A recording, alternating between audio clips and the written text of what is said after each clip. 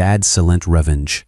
2 weeks after my daughter Beverly's wedding, I was reviewing security footage from my construction supply warehouse when I saw something that made my coffee cup slip right out of my hands. There on the screen, clear as daylight, was my daughter in her wedding dress, locked in a passionate embrace with Richard Lawson, the married CEO of the tech company where she works. The timestamp showed 2017 p.m. minus exactly 2 hours before she walked down the aisle to marry Victor. Let me back up. I'm Eugene Richardson, 58 years old, and I've spent the last 40 years building Richardson Construction Supply from nothing into one of Phoenix's most respected businesses.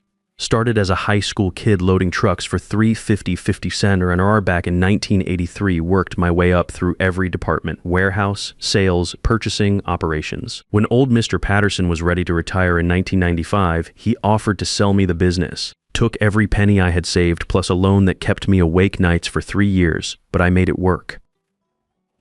Now we've got 3 warehouses across the valley, 45 employees who've been with me an average of 8 years, and contracts with half the major builders in Arizona. We supply everything from rebar to roofing materials, and our reputation is built on one simple principle. When Eugene Richardson shakes your hand, that's your contract. No games, no surprises, no small print that screws you over later. I raised Beverly and her younger sister Nancy after their mother Linda passed from cancer 8 years ago.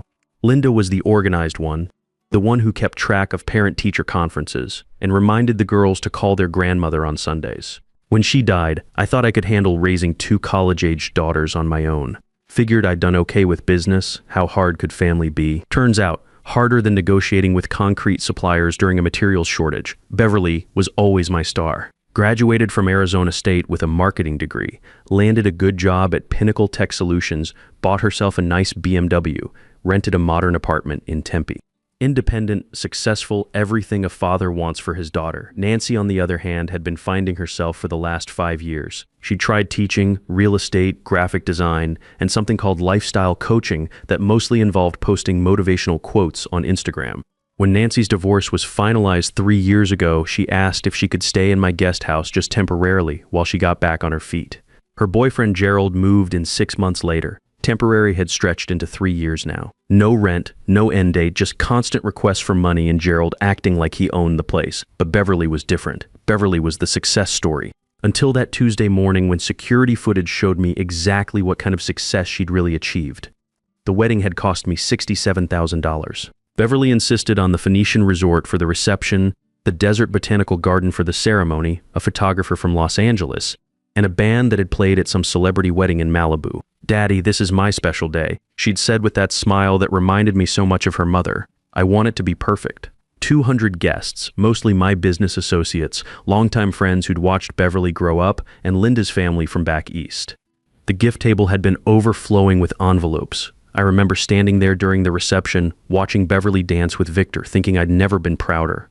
My eldest daughter, radiant in her $4,000 dress, married to a good man who clearly adored her.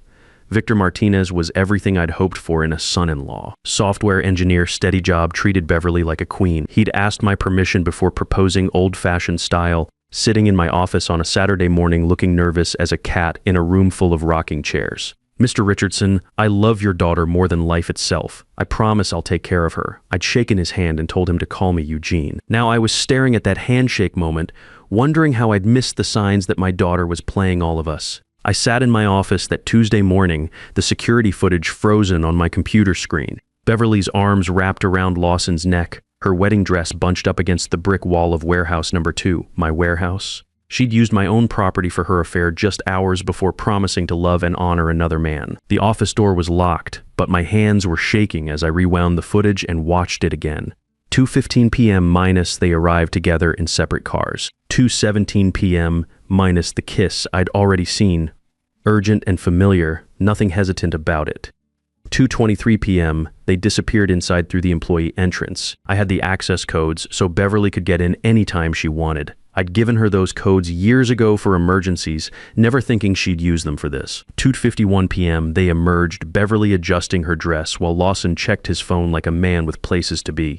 2:53 p.m., they left separately, Beverly heading toward the Botanical Gardens 36 minutes. She'd spent 36 minutes with her lover in my warehouse 2 hours before marrying Victor. Then she'd driven straight to her wedding ceremony and looked Victor in the eyes while promising to forsake all others. I printed screenshots, saved the digital files to a secure drive, and tried to think rationally. There had to be an explanation. Beverly was my firstborn, my pride. This couldn't be what it looked like, but even as I told myself that, I was already pulling up more footage from different camera angles. Warehouse 2 had 4 security cameras, and they'd captured everything. The detail was crystal clear. Beverly arriving first, checking her phone, looking around nervously. Lawson pulling up 2 minutes later in his black Tesla, parking where the cameras couldn't see his license plate. Smart, he knew exactly where those cameras were positioned, which meant this wasn't their first time using my property for their meetings. I called my IT specialist, Danny Torres. He'd been handling our computer systems for 6 years, ever since we upgraded from the old paper filing system. Good kid, recent ASU graduate, new technology like I knew concrete mix ratios. Danny, I need you here now. Security footage analysis. And Danny, keep this between us. He arrived within 30 minutes, took one look at the footage, and whistled low under his breath. Mr. Richardson, you want me to enhance this? Pull metadata? Everything. Timestamps, GPS coordinates, file authenticity. I need it bulletproof. Danny worked for 2 hours, pulling technical data I barely understood, but knew I'd need later. Digital fingerprints, file verification, camera angle analysis. When he finished, he handed me a flash drive and a folder of printed technical specifications. It's all authentic, Mr. Richardson. Timestamps match the camera logs. GPS data confirms location. File headers show no tampering. This would hold up in any court. After Danny left, I sat alone in my office, staring at the evidence spread across my desk. My daughter, 2 hours before her wedding in my warehouse, with a married man whose wife had attended the ceremony and shaken my hand during the receiving line. The phone rang around 11 a.m. Daddy. Beverly's voice was bright, cheerful, the same tone she'd used since childhood when she wanted something. Victor and I are house hunting in Scottsdale. We found this amazing place, 4 bedrooms, pool, mountain views. The seller wants to move fast though. I listened to her describe granite countertops and travertine floors while staring at security footage of her betraying her husband before he was even her husband. We need help with the down payment. Just $40,000. You understand, right? After everything you spent on the wedding, this is just completing the picture. $40,000 delivered like she was asking to borrow my truck for the weekend. Let me think about it, sweetheart. Think about it, Daddy. This is important. Victor and I need to move fast in this market. The house won't wait forever. I hung up without answering and made a decision I'd never made before in my life. I followed my daughter. Left the office at 4:30 p.m., drove to her apartment complex in Tempe and waited. Beverly's silver BMW was parked in her assigned spot. At 5:30 p.m., she emerged wearing a red dress I'd never seen before, got in her car, and drove straight to the Ritz-Carlton downtown. I followed at a distance, feeling like some kind of private detective in a bad movie. She met Lawson at the hotel bar. I watched from the lobby, sitting behind a pillar with a newspaper I wasn't reading, while my daughter laughed and touched the arm of a man who wasn't her husband of 2 weeks. They sat close, intimate, her hand covering his on the small table between them. She was still wearing her wedding ring. I drove home to Paradise Valley in a daze, my mind cycling between disbelief and growing anger. The house looked the same as always, 4 bedrooms, desert landscaping, the pool Linda had insisted on but barely lived to enjoy. Nancy's car was in the driveway along with Gerald's beat-up Honda Civic with the dented bumper and missing hubcap. Inside, Gerald was sprawled across my leather recliner, beer in hand, watching ESPN on my 65-inch TV. He glanced up when I walked in, barely acknowledged my presence. "Hey, Eugene, grab me another beer while you're up." I stood in my own entryway, security footage fresh in my mind, watching a man who'd never paid a dime of rent order me around in my own house. "Get your own beer, Gerald." He looked up, genuinely surprised. "What's eating you?" Nancy appeared from the kitchen, phone pressed to her ear, laughing loudly at something the caller was saying. She gave me a dismissive wave and continued her conversation. Something about a spa weekend in Sedona and needing money for treatments. "Daddy always comes through," I heard her say as she disappeared upstairs. I went to my home office and closed the door. The security images were still in my briefcase. Beverly kissing Lawson, the metadata Danny had pulled. The timestamps that proved my daughter had been with another man just hours before making vows to Victor. I thought about Beverly's phone call, the casual demand for $40,000, the assumption that my wallet was permanently open for whatever she wanted. I thought about Gerald's beer order, Nancy's spa weekend, 3 years of supporting 2 adults who treated my home like a free hotel, but mostly I thought about Victor. Good, honest Victor who'd asked permission to marry my daughter, who'd looked me in the eye and promised to love her forever. Victor who had no idea his wife had been cheating on him before they'd even exchanged rings.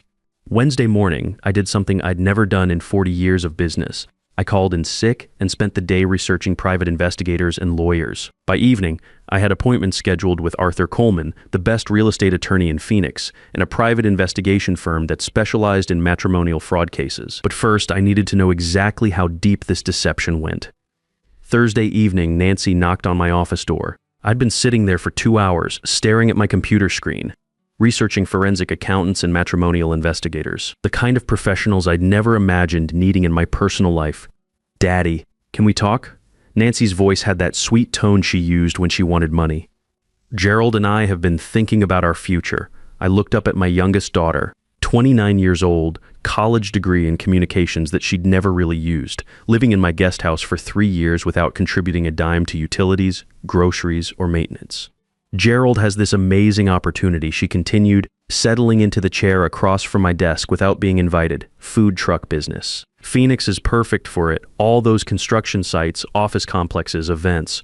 We've done the research, Daddy. We just need startup capital. How much?" 35,000. I know it sounds like a lot, but you'd be a partner. You'd see returns within the first year, guaranteed. I studied Nancy's face, looking for signs of the manipulation I was beginning to recognize. The way she leaned forward, earnest and excited. The way she said guaranteed, like she was doing me a favor by taking my money. "And where would you operate this food truck?" "Well, Gerald knows the permitting process. We'd start with the downtown business district, maybe some of your construction sites if you could help us get permits." My construction sites, where my crews worked 10-hour days in the Arizona heat, where I'd built relationships with contractors over decades of honest dealing. She wanted to use my reputation, my connections, my money to fund a scheme that would probably fail within 6 months. "No, Nancy." Her face changed, confusion replacing the practiced enthusiasm. "What do you mean no? I mean no. Find jobs, pay rent, grow up. Daddy, this is our chance to build something together. Family business. Family business requires family to actually work, Nancy. When's the last time you had a job that lasted more than 6 months?" She stood up, tears starting on cue. "I can't believe you're being so cruel. Gerald and I are trying to build a future in my guest house with my money, using my business connections. That's not building a future. That's extending childhood indefinitely." She stormed out, slamming the door hard enough to rattle the frame. Through the ceiling, I heard her stomping upstairs. Then Gerald's voice, then the sound of their argument carrying down through the house. I turned back to my computer and continued my research. By midnight, I had a list of 3 private investigation firms and 2 forensic accounting services. I also had something else, a growing suspicion that Beverly's wedding fraud might be more sophisticated than just an affair and a divorce plan. Friday morning at Arthur Coleman's office felt like stepping into a different world.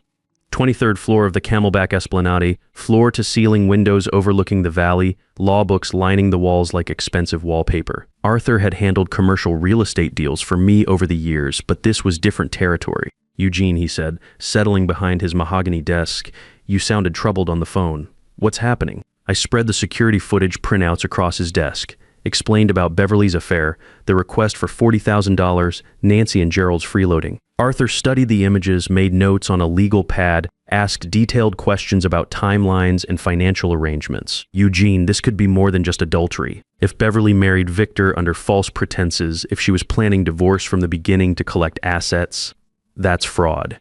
The wedding gifts alone would constitute theft by deception. What are my options? First, we protect your assets immediately. Irrevocable trust, everything locked down tight. Second, we investigate thoroughly. If this is fraud, we need evidence that will stand up in criminal court, not just civil proceedings."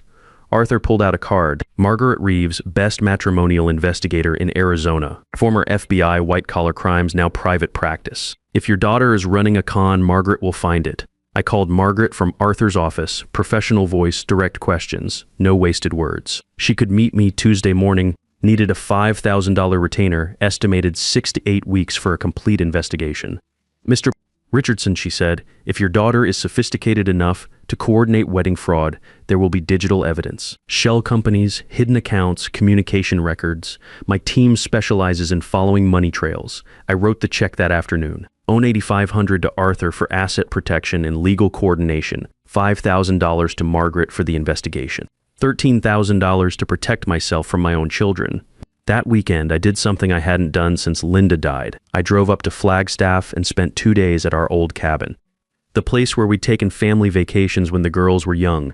where Beverly had learned to fish in Oak Creek and Nancy had collected smooth stones she insisted were magical. The cabin was exactly as we'd left it. Same mismatched furniture, same faded family photos on the mantel, same view of the ponderosa pines that Linda had loved. I sat on the deck Saturday evening, drinking a beer and trying to remember when my daughters had stopped being the children in those photos and started being the women who saw me as nothing more than a source of funding. Sunday morning, I made a decision. I called Beverly, "Daddy, I was just thinking about you. Did you consider our house situation? We really need to know about the down payment, Beverly. I want to talk to you and Victor together. Family dinner Sunday night next week? You, Victor, Nancy, Gerald? Important family business. What kind of business? You're being mysterious. Just be there. 6 p.m. and Beverly, bring your appetite. I'm planning quite a feast." I hung up and drove back to Phoenix, stopping at an Office Depot in Flagstaff to buy a large manila envelope and a digital printer. By Tuesday, Margaret Reeves would start her investigation. In 1 week, I'd have my family dinner, and sometime between now and then, I'd discover exactly how deep the deception went and who else was involved in betraying the man who'd given them everything. Margaret Reeves delivered her preliminary report 6 weeks later. What we found was worse than I'd imagined, and more sophisticated than anything I'd given Beverly credit for planning. She'd opened a shell company 3 months before the wedding, BRM Consulting LLC. All wedding gifts, every check and cash envelope from that overflowing table had been deposited into the company account, not into any joint account with Victor. The business registration listed Beverly as sole owner with an address that turned out to be a UPS mailbox in Scottsdale. "Your daughter has been planning this for at least 6 months," Margaret explained, spreading financial documents across the conference table at Arthur's office. Shell company formation, consultation with a divorce attorney, even research into Arizona's community property laws. This wasn't a crime of passion, Mr. Richardson. This was premeditated fraud. The text messages were the worst part. Beverly's phone records showed months of communication with Janet Morrison, a divorce attorney who specialized in high-asset dissolution. The strategy was clear. Collect maximum wedding gifts, file for divorce after 6 months claiming domestic violence, and walk away with everything while Victor faced false abuse allegations that would destroy his reputation and career. She even purchased a small camera, Margaret continued, marketed for documenting domestic incidents. The receipts show she bought it 2 weeks after the wedding. Victor was completely innocent. The investigation showed no knowledge of Beverly's plans, no involvement in the financial schemes, no awareness that his wife was setting him up for destruction. Margaret's team had interviewed his co-workers, checked his financial records, even conducted surveillance. He was exactly what he appeared to be, minus a decent man who'd fallen for the wrong woman. "There's more," Margaret said, pulling out another folder. "Your younger daughter, Nancy, has been telling friends and family that she's staying at your house to care for her grieving father. She's been using your wife's death to justify freeloading, claiming you need emotional support. The recordings were devastating. Nancy on the phone with her cousin in Tucson, laughing about how easy it was to manipulate poor daddy who was so lost without mom. Gerald bragging to his buddies at some bar about living rent-free in Paradise Valley because the old man feels sorry for us. 3 years of lies, manipulation, and exploitation. My own daughters treating me like a mark in a long con. The legal documentation was extensive. Arthur had prepared criminal complaints for fraud, theft by deception, and conspiracy. The evidence was overwhelming. Digital records, financial trails, recorded conversations, witness statements. Beverly would face felony charges. Nancy and Gerald would be evicted and potentially charged with fraud if they'd claimed me as a dependent on any government forms. Sunday evening arrived gray and cool, October weather settling over Phoenix. I set the dining room table myself, good china that Linda had chosen years ago. Cloth napkins, candles, the works. At my place, I put the manila folder containing 63 pages of investigation results, financial records, legal documents, and photographs. They arrived within 15 minutes of each other. Beverly and Victor first, looking relaxed and happy. Beverly kissed my cheek and complimented the table setting. Victor shook my hand and asked if I needed help with anything, playing the perfect devoted couple. Nancy and Gerald came in arguing about something. Gerald complaining that his job interview had been a waste of time, and Nancy defending some online course she'd signed up for using money I'd given her for groceries. We sat down to roast chicken and vegetables. I'd prepared everything myself, wanting this meal to be completely under my control. Small talk for the first 15 minutes, Victor's latest software project, Gerald's continuing job search, Nancy's new interest in life coaching certification. Then I opened the folder. Before we continue, there's something everyone needs to see. I slid the first photograph across the table to Beverly. Security camera footage, timestamp clearly visible, October 12th, 2:17 p.m. Her face went completely white. "Daddy, where did you get this?" "My warehouse security system." 2 hours before your wedding ceremony. Victor picked up the photo, studied it for a long moment, then looked at his wife. "Beverly, what is this?" I continued laying out documents methodically, bank records showing BRM Consulting LLC, text messages between Beverly and her divorce attorney, financial analysis showing that every wedding gift had been diverted to the shell company, purchase receipts for the documentation camera. "Victor, my investigation shows you're completely innocent in this. Beverly has been planning to divorce you since before the wedding. The marriage was a financial fraud designed to collect gifts and destroy your reputation with false abuse claims." Beverly stood up so fast her chair fell backward. "This is insane. You hired investigators to spy on your own daughter?" "Nancy Gerald," I continued, ignoring her outburst. "You've lived in my house for 3 years without paying rent while telling people you're caring for me. My investigator has recordings of you laughing about manipulating your poor daddy." Gerald started to stand, face reddening. "You can't just throw us out. We have rights." I reached into the folder and pulled out legal documents. Eviction notices, 30 days. And Beverly, criminal complaints have been filed with the Maricopa County Attorney's Office. Fraud, theft by deception, conspiracy. "You should expect a visit from detectives this week." The room erupted, Beverly screaming about family betrayal and threatening to sue me for invasion of privacy. Gerald cursing and accusing me of destroying his future. Nancy crying that I was tearing the family apart over misunderstandings. Victor sat silently, staring at the evidence spread across Linda's good china, his face cycling through confusion, hurt, and growing anger. "Dad," Nancy tried the emotional approach through her tears. "We can work this out. We're family. Family forgives." I stood up and pushed my chair back. "Family doesn't steal from each other, Nancy. Family doesn't lie and manipulate and exploit each other. You stopped being family when you decided I was nothing more than a bank account with emotions you could manipulate." I walked to my office and closed the door. Behind me, chaos continued for another 20 minutes, shouting, accusations, Beverly's desperate attempts to convince Victor that somehow the evidence was fake or misunderstood. Finally, I heard cars leaving. First Beverly's BMW, then Gerald's Honda. The house fell silent for the first time in years. 3 months later, the legal aftermath was complete. Beverly pled guilty to reduced charges and agreed to full restitution of the wedding gifts. She moved to California to start over. Nancy and Gerald found jobs in a cheap apartment across town. Victor's marriage was annulled, and he kept his job and reputation intact.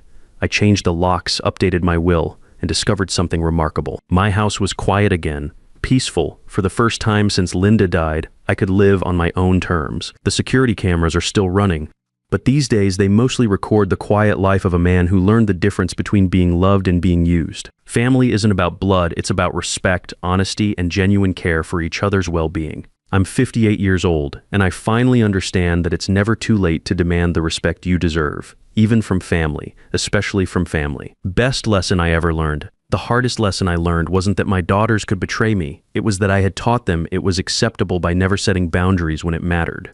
Real family love isn't about endless forgiveness for bad behavior. It's about respecting each other enough to expect better and holding people accountable when they fall short.